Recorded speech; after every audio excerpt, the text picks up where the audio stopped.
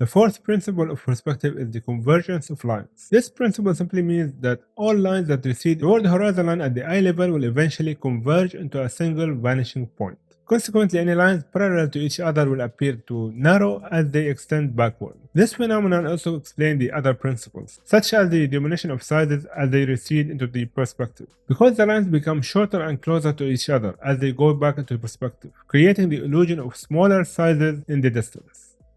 The same also applies to foreshortening, where lines overlap and become smaller as they move away from the viewer, just like the boxes we have been drawing so far, regardless of their length. Once we draw them in perspective, they will begin to converge as they move away from us, eventually meeting at the vanishing point.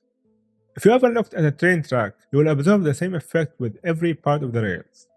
Convergence can be used not only to render things realistically, but also to emphasize the focal point of your painting.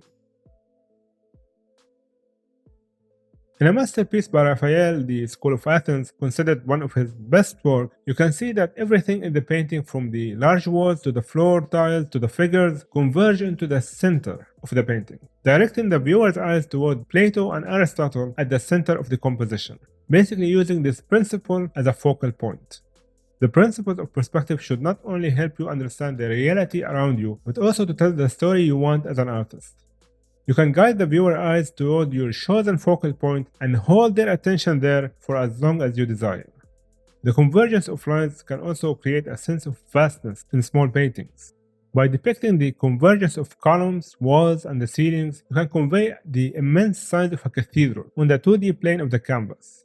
It will appear expansive and seemingly endless, especially with the converging lines directing the viewer's gaze toward the center of the cathedral.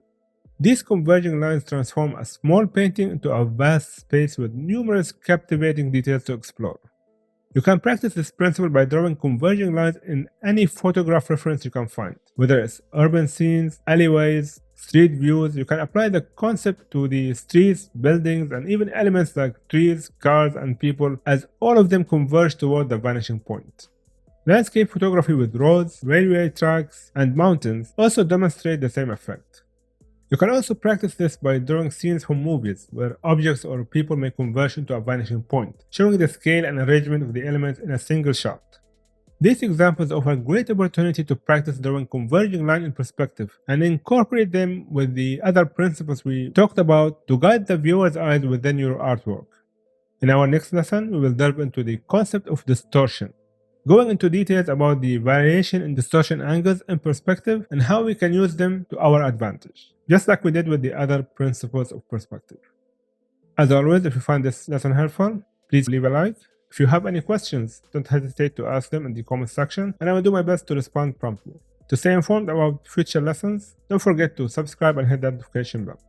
Thank you all for watching, and I will see you in the next lesson.